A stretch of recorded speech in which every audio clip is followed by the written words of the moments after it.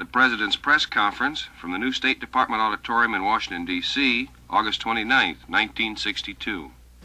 Afternoon. I have several announcements to make. I regret to announce that Associate Justice Frankfurter has retired from regular active service on the Supreme Court. He has served on the court for 23 years, and for many years before that, had an illustrious career as a lawyer and a teacher. During his service on the court, the direction of the law has been channeled by many important decisions which he has rendered. He has always been a vital force in directing those decisions. Few judges have made a significant and lasting impression upon the law. Few persons have made so important a contribution to our legal traditions and literature. Now, regard for his health has compelled him to take a less active part in the court's labors, and we shall miss him. To the vacancy created by Justice Frankfurter's retirement, I intend to appoint Secretary Goldberg. Secretary Goldberg will bring to the court a wealth of experience gained from the active practice of law for over 30 years. He has had an enviable record of accomplishment at the bar, and his character, temperament, and ability superbly qualify him for service on the court. I believe that his scholarly approach to the law, combined with his deep understanding of our economic and political systems, will make him a valuable member of the Supreme Court.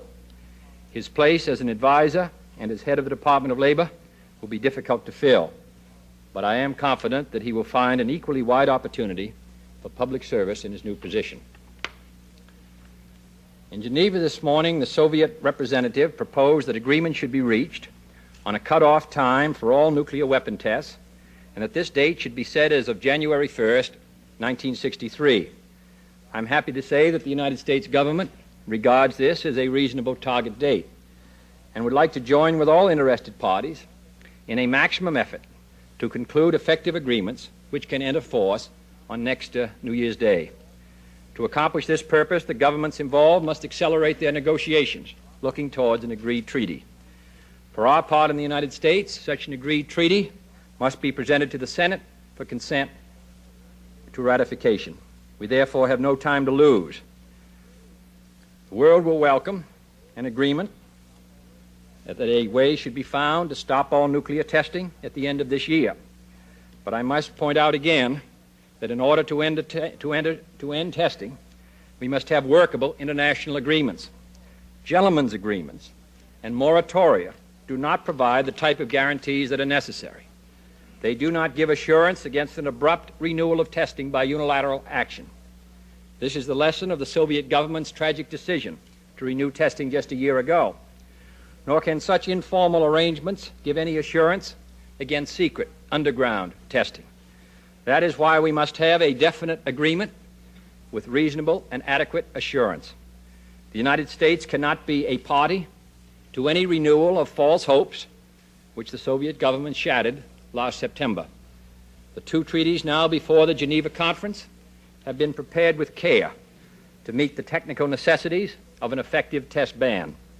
If the Soviet government will accept a serious and formal agreement in either form, a real downward turn in the arms race is possible. The United States government, for its part, will spare no effort to this end.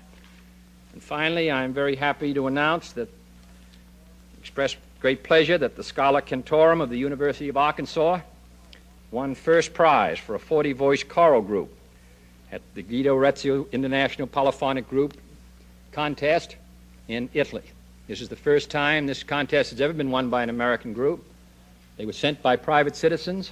The prize of 300,000 lira was presented by President Segni, Prime Minister Fanfani, and we are inviting them to the White House, the Rose Garden at 12 noon September 4th, and we're very proud of them. How do you feel about the prospects of the National Farmers Organization holding meat and grain off the market until processors promise to pay higher prices? Do you think, for example, that farmers have the same rights as an industrial union to strike and thus deprive consumers of their products? Well, there's no evidence that they're planning to deprive consumers of their products. What they would like to do is get a higher price for their products. And it is a fact, of course, that farm income is low. Last year it was $2 billion above the figure of 1960. It was the highest it had been in 9 years, but farmers are particularly those who live on small farms, work a very hard day and are paid a very relatively low wage. This kind of an effort has been tried in the 20s and the 30s and other occasions. It has not been successful because there are so many farmers, and they are so separated that it's not been possible to have them together present a bargaining position. And it is because of that that the federal government has entered into the matter. So I could not speculate on what their success will be. Mr. President, we were told the other day that Wilkes Thrash of Chattanooga had been in to see you and that you were inclined to support his candidacy for Congress from Tennessee. Today we had an announcement that he is on the American delegation that's going down to observe or help Trinidad celebrate its independence. I was wondering if this constitutes your idea of support, or whether you have any plans perhaps to do a little political or non-political campaigning in the South. No, this does not constitute the action which I would hope to take to support his candidacy, this visit this weekend. This is a non-political trip of his. As far as coming to Tennessee, I have no plans as yet. In fact, I haven't worked out my schedule for any state, but I support his candidacy. Yeah. The United States has been urging four-power consultations in order to reduce tensions in Berlin. In this connection, there have been reports of a foreign ministers' meeting in advance of the General Assembly, and also there has been speculation that you may personally meet with Mr. Khrushchev at the UN. Would you give us your views on this, please? Yes, on the first matter, there will be a meeting of the foreign ministers before the meeting of the General Assembly. It's been agreed to in principle. The time and location has not been set. On the second matter, I think I responded last week to the question of Mr. Khrushchev's coming. We have no information. I have nothing really to add to what I said last week on this matter. Some time ago, you spoke about the problem of dealing with preparations of nuclear tests, which can be carried on in a secret society to our disadvantage, as you pointed out. Can you tell us what has happened to this problem in these current negotiations?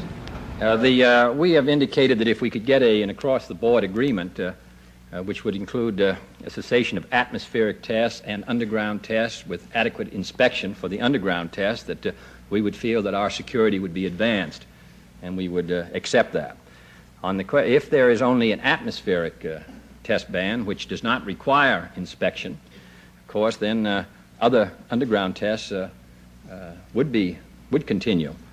Quite obviously, the first agreement is the most desirable one. If we can't get that because of the Soviet Union's reluctance to permit us to have an effective inspection system, then we would like to get the second, because that would have an effect on the arms race, and it would also have an effect, of course, on the problem of radiation.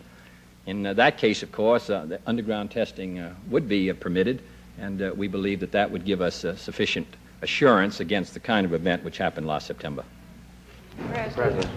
Mr. President, a recent decision of the Supreme Court said that the Postmaster General does not have the authority to keep pornographic material out of the United States mails except in a limited way, and the most dreadful stuff is coming into our homes and into the hands of our children brought by the United States mails.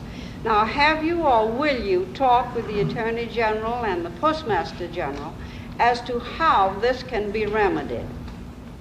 Well, the statutes on the distribution of pornographic literature are I'm sure, known. There's always been a problem, of course, of what is pornography and what is not, and the courts have made judgments in regard to several well-known books recently, and which some people regard as pornographic and others regard as great literature. I would not make the judgment today. I think it is a problem not only in the mails but on the magazines, and it's a matter of concern for parents. I don't think that the post office can be expected to do anything but carry out the laws, nor can the Attorney General. And the laws, which are interpreted by the court, are quite clear. Mr. President, in connection with Berlin, there have been reports that the Soviets are interested in holding a four-power meeting, that is, a meeting of the four occupying powers in Berlin, to discuss the Berlin situation. Have you seen any indications of this? No, I don't. I'm not familiar with any proposal by the Soviet Union to discuss. Perhaps you'd repeat exactly what it is. There have been indications, or there have been reports that the Soviets are interested in... No, I have seen nothing about that. We have nothing... I've seen no recent proposal by the Soviet Union that there should be a four-power conference in Berlin to discuss the future of Berlin. We have had no indication the Soviet Union has made that proposal. Mr. President, sir, your brother is campaigning for the Senate on a slogan that he can do more for the state of Massachusetts. Does this imply that if he were elected, he would have more advantages as a senator than other members of the Senate? No, I think that what he assumes is, as a matter of fact, I believe that the slogan is very similar to the one that I used in 1952, and we worked very hard for Massachusetts. I think he thinks that he can work very hard for Massachusetts and do more for it than the other candidates. I don't read any more into it than that, and I'm sure other candidates feel that they can do more. Only the people of Massachusetts, fortunately, can make the judgment, not the Republican press. Mr. Kent, not you. Mr. President, the decision of the House leaders to put off consideration of your foreign aid bill until September 19 is being interpreted as a sign that it is weak and in some danger of losing. Is this your attitude? I know it has it in the committee, but that has happened before. There are two primaries next week, and then there is and we have the problem of the UN bond. So it's difficult. It's really a scheduling matter, not a question of attempting to delay it coming up.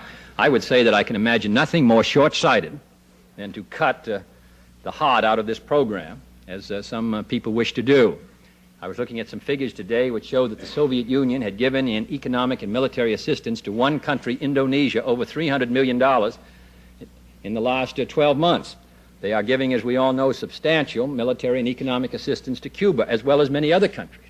Now here, these countries, particularly those in Latin America, which have many serious economic problems, those countries of Africa, which are newly emerging, those countries along the Soviet Union's border, beginning with Greece, Turkey, Iran, Pakistan, India, Thailand, and the others, South Vietnam. Many of them are hard-pressed, South Korea, the Republic of China. They depend upon the United States to assist them in maintaining their freedom. Now, we have an appropriation of $50 billion for national defense and a large appropriation for defense, an appropriation for the Atomic Energy Commission. It seems to me to be the height of folly to appropriate these large sums of money for our military organization and let these very vital countries pass into the communist bloc. And I think I find it very ironical that those who make the strongest speeches against the communist movements are the ones who want to cut this program the hardest, which is the most valuable weapon immediately that we have on the front lines against the communist advance. And this is a position which I have held, which President Eisenhower holds, and President Truman before them. And I can assure any member of the Congress or any citizen sitting here, this is a very vital program. And I would hope that it would be approached from a bipartisan point of view as it has in the past. This is completely removed from the Democratic-Republican dialogue. We would not have been successful last year without help of Republican members in the House and Senate, and I'm sure that a good many of them are going to help again because this is in the vital interest of the United States. Yes. Mr. President, could we make quite sure of the import of your remarks on inspection against preparation? Because in a news conference last February, you said this would be necessary for even a ban on atmosphere tests. Were you saying just now that we do not believe that this kind of inspection against preparation is necessary? What I am suggesting is, if the test agreement covered only the atmosphere, that there would be, under such an agreement, possible, quite obviously, a continuation of tests underground, and there would be other steps which we could take under those conditions which would keep our preparations, if there was a sudden breach of the kind we had last year, which would keep our preparations in a position to protect our interest. Yes. Was it when you called on Mr. Justice Frankfurter about 2 weeks ago at his home that he informed you of his intention to retire, and could you also shed some light on when you decided to appoint Secretary Goldberg? Yes, I received a letter from the Justice. He did not discuss it with me, nor did I with him. I received a letter from him yesterday, and I wrote him last night, and I will release both of those letters right after this news conference. And I've decided, after I received the Justice's letter, that I would appoint Secretary Goldberg last night, and discussed it with him on that occasion. President, Senator Capehart of Indiana, in a speech the other day, said that the communists are sending troops into Cuba, not technicians, as you told us last week. And Capehart, according to the UPI, also called for a United States invasion of Cuba to stop the flow of troops and supplies. Would you comment, sir? We have no evidence of troops. And I must say that I know that this matter is of great concern to Americans and many others. The United States has obligations all around the world, including West Berlin and other areas which are very sensitive. And therefore, I think that in considering what appropriate action we should take, we have to consider the totality of our obligations, and also the responsibilities which we bear in so many different parts of the world. In response to your specific question, we do not have information that troops have come into Cuba, number one. Number two, the main thrust, of course, is assistance because of the mismanagement of the Cuban economy, which has brought widespread dissatisfaction, economic slowdown, agricultural failures, which have been so typical of the communist regimes in so many parts of the world.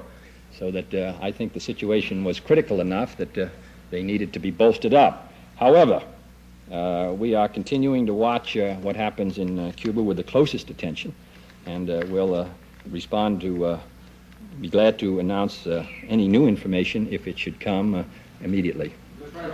You answer my question Capehart's suggestion that we invade Cuba. Yes, was that no. an answer? I didn't. I'm not. Sir? I'm not for invading Cuba at this time.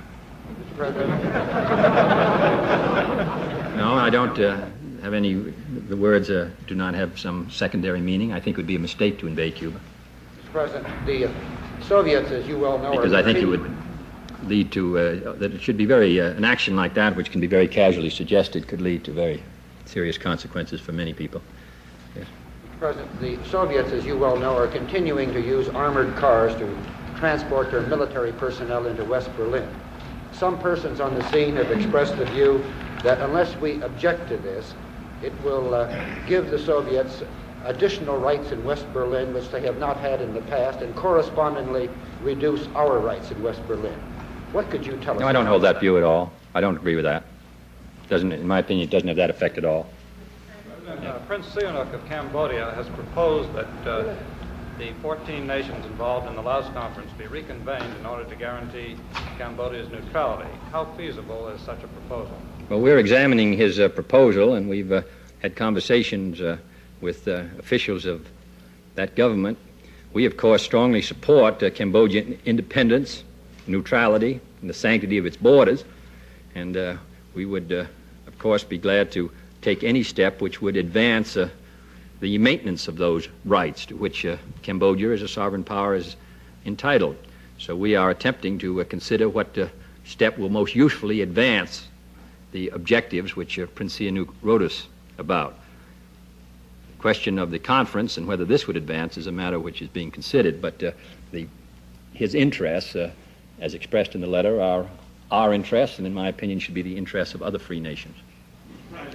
Yes. I wonder if a distinction could be made with respect to the troops in Cuba. Some of us were told at the State Department the other day that there is Russian military personnel in Cuba. That these are military technicians and other people who are probably going to operate missiles similar to the Nike missile. Is this in accordance with Well, I don't know who told you that at the State Department. They're going to operate Nike missiles, because that information we do not have at this time. There certainly are technicians there. There may be military technicians. We don't have complete information about what's going on in Cuba, but in the sense that troops, the word troops are generally used, they've had military advisory mission there for a long period of time. So there may be additional military advisory personnel there or technicians, but in the question of troops, as it's generally understood, we do not have evidence that there are Russian troops there. There is an expanded advisory and technical mission. That's correct. Are there no anti-aircraft missiles shipped into Cuba? We have no information as yet. That doesn't mean that they haven't been, but all I'm saying is we have no such information as yet. Mr. President, William C. Foster, head of the Arms Control and Disarmament Agency, has said that even if an East-West nuclear test ban treaty with adequate safeguards were negotiated, there's no assurance it will not be violated. In view of this and the rising levels of fallout, would there be then much of a risk in signing a treaty to ban all tests in the atmosphere, in the air, outer space, and water, and undertaking then a voluntary moratorium on underground testing? Yes, there would be a great risk because we've been through the moratorium route. I would hope we could sign the atmospheric test, which does not require inspection. The underground tests do require inspection to determine if there has been cheating. We went that road before for 3 years, and we found while we were negotiating that the Soviet Union had been preparing for many months to test, so we couldn't accept that again. Yes. This morning's newspapers carry reports out of Moscow to the effect that the traffic from the Soviet Union to Cuba has increased so substantially that they're using ships from NATO countries to deliver some of these goods. Is this a matter you think the United States should take up with the NATO countries? Yes, definitely, and I think that those who are associated with us would consider this matter very carefully and consider what steps they could take to discourage it. We have up to now not asked our NATO partners to... We have been in consultation with them about the matter. Mr. President? Yes. Sir, I wonder if you've had time this last week to figure out some means whereby we might insist that if we give money to the UN by bonds, buying bonds or through contingency funds, if there's some way that we could make them guarantee that the money we give them would not be used in military action against Katanga and also be used by troops that commit atrocities.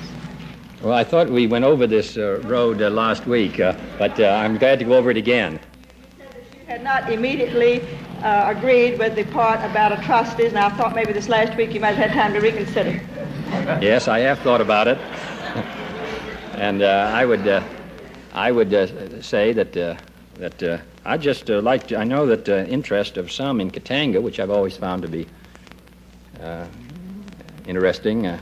But I will say that the situation in the Congo is very critical, and that's not only the matter of the Congo, but of Katanga, but also the situation in the rest of the Congo, which is has no funds except those that have been supplied by the United Nations and by the United States in very limited amount of trade.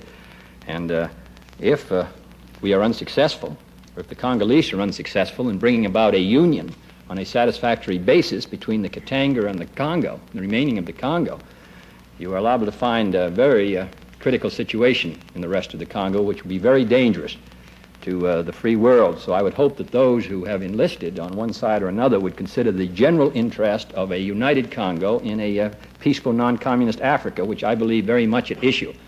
Now, in regard to the UN bonds, I strongly support it, and I think that the cause of the United States as well as the free world would be advanced if the bonds were passed and the United Nations kept going. I don't want to see the United Nations go bankrupt and all of its peacekeeping machinery go into the ash can. Mr. President, sir, would you tell us what the Monroe Doctrine means to you today in the light of world conditions and in Cuba?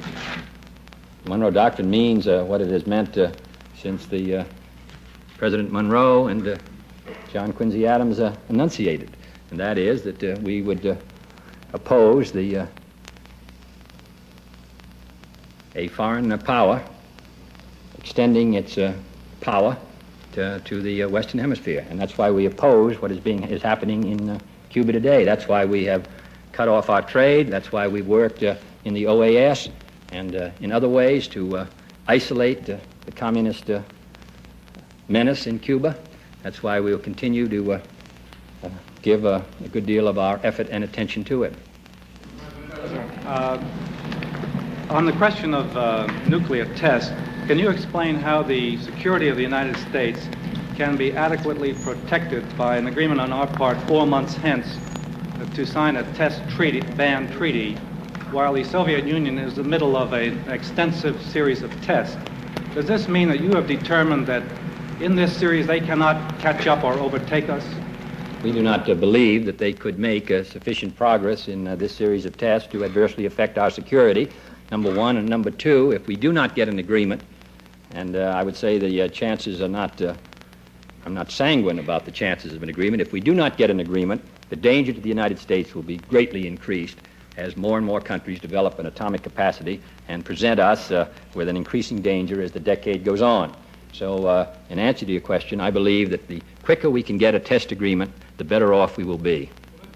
Once say that you would make a determination at the end of any Russian series as to whether there would be a need for another American series? Yes, I've tried to respond that in our judgment, our security would be assisted by an effective agreement if we could secure it by January 1st or by any other date, because I consider the constant development of new and more dangerous weapons by not only the United States and the Soviet Union, but by other powers, and particularly the very strong possibility that proliferation will mark this decade, if we don't get an agreement, as a matter of maximum peril to the United States as well as the free world. And therefore, if we can get an agreement, it's in our interest and in our security.